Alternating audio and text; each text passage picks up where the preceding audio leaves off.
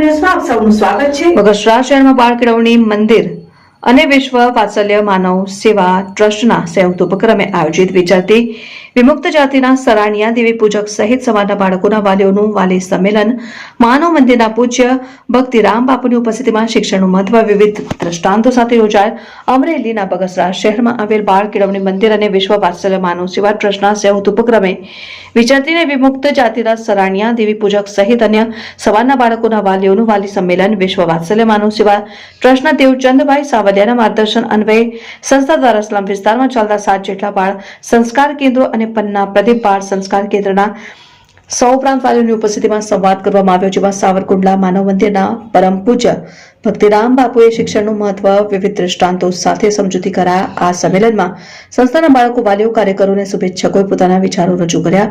સૌને એક સૂર હતો કે સંસ્કાર સાથેની કેળવણી આપનાર સંસ્થાને મદદરૂપ બને એ આપણા સૌના હિતમાં જણાવેલ। રિપોર્ટર અશોક મણવર, સૌરાષ્ટ્ર ધારા ન્યૂઝ, અમરેલી।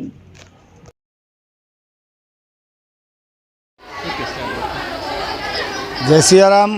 બગસરામાં દેવસનભાઈ દ્વારા ચલાવવામાં આવતી આ પ્રવૃત્તિથી હું ખૂબ જ પ્રભાવિત થયો છું। નાના માણસો માટે અત્યારે સમય કાઢવો અને નાના માણસોની પ્રગતિ થાય એવું વિચારવું એ એકદમ તંદુરસ્ત વિચારો છે અને એ વિચારો દેવસનભાઈમાં જોયા। દેવસનભાઈ અત્યારના પેન્ટ શર્ટમાં એક સંત દેખાઈ રહ્યા છે, એમની પ્રવૃત્તિને ખૂબ ખૂબ ધન્યવાદ। આપણા બધાની ફરજ બને છે કે આ પ્રવૃત્તિને વેગ આપવા માટે જેટલો આપી શકાય એટલો સહયોગ આપવો જોઈએ। બગસરામાં ચાલતું આ બાળ કેળવણી મંડળ, એમાં જે સદપ્રવૃત્તિઓ થઈ રહી છે અને આજ મેં રૂબરૂ મુલાકાત લીધી, સરાણિયા જ્ઞાતિના બધા વાલીઓને મળ્યો, એની અંદર જે બાળકોને ભણાવવાની જાગૃતિ દેવસનભાઈ મહેનત કરીને લઈ આવ્યા છે। અત્યારે બાળકો જોયા, એમાંય ટેલેન્ટ તો રહેલું જ છે ને, એમાં ટેલેન્ટમાં ક્યાં કોઈનો વિચારો છે, એટલે એ બાળકોને જોઈને અંદરથી રાજીપો વ્યક્ત કરું છું।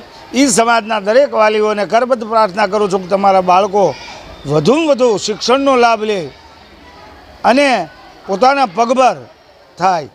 ભણવું એ કેવળ નોકરી માટે જરૂરી નથી, જીવન માટે પણ જરૂરી છે, એના જીવનમાં પ્રકાશ ફેલાય।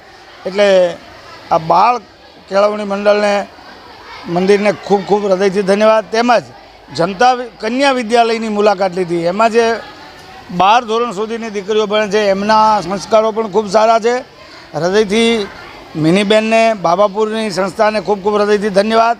આવી પ્રવૃત્તિઓ, આને સદપ્રવૃત્તિઓ કીધી છે અને વધારેમાં વધારે આ સદપ્રવૃત્તિઓનો વિકાસ થાય જેની અંદર સ્વાર્થનો અંશ પણ ન હોય, કેવળ અને કેવળ બીજાનું ભલું કેમ થાય।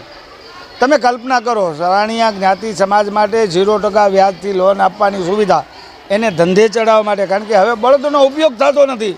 એ લોકોનો તો આદિ અનાદિ ધંધો છે બળદનો, તો હવે એ તો ધંધો હાલવાનો નથી તો શું કરશે? માણસને જ્યારે રોજગારી નહીં મળે ને ત્યારે ક્રિમિનલ બને છે।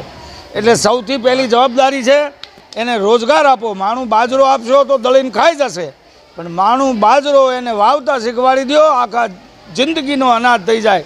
એટલે આપ બધાને કરબદ્ધ પ્રાર્થના કે આ પ્રવૃત્તિઓને ખૂબ ખૂબ વેગ મળે અને ખૂબ વિકાસ થાય। જય સિયારામ।